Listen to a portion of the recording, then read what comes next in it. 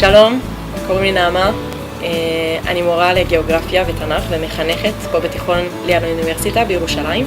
בחרתי להביא לכיתה שלי מפות עתיקות שדיברנו בעצם על סיפור יציאת מצרים ועל הכלי שנקרא מדרש, ואנחנו רוצים לראות איך עושים את זה לא רק בכתב אלא גם בציור.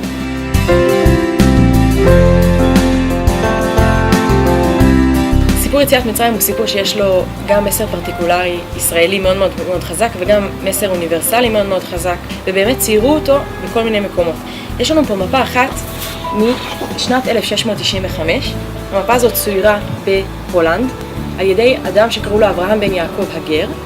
הוא היה קרטוגרף נוצרי הולנדי שהתגייר. יש איורים על פני המפה שמלמדים אותנו הרבה על מה שהיוצר של המפה חשב על הסיפור של יציאת מצרים. הדבר הכי חשוב בכל הסיפור של יציאת מצרים, הוא לא צייר פירמידות, הוא לא צייר את העבדות, הוא לא צייר אפילו את החצייה של ים סוף, הוא צייר את ארץ זבת חלב ודבש, את המקום שאליו מגיעים בסוף.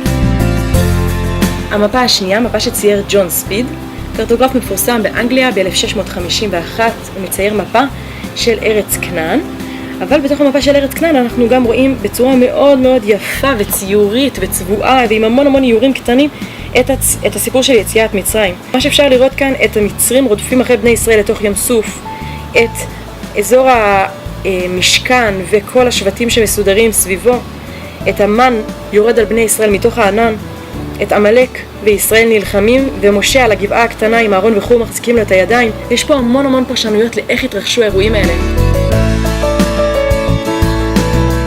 צריך לזכור שהחומרים הראשוניים הם ראשוניים. זאת אומרת, הם הרבה פעמים לא ברורים, או לא בשפה נגישה, או דברים שסומכים על איזשהו ידע קודם של האדם, ולכן הרבה פעמים הם צריכים הנגשה. כשתלמידים מגיעים אל החומרים האלה, הם צריכים משימה, הם צריכים איזשהו משהו שיעזור להם להבין ולהסתובב. גם אנשים מבוגרים, כן? אני חושבת שגם אפשר דרך הגישה לפריטים היסטוריים, בגלל שהם לא לעוסים, לתת הרבה כלים של ניתוח, כלים של פרשנות, כי הילדים בעצם צריכים לגשת אל הדברים ולהצליח להבין אותם בעצמם. זאת אומרת, כשהגענו לספרייה וראינו ממש את המפות עצמם, הילדים ממש התלהבו.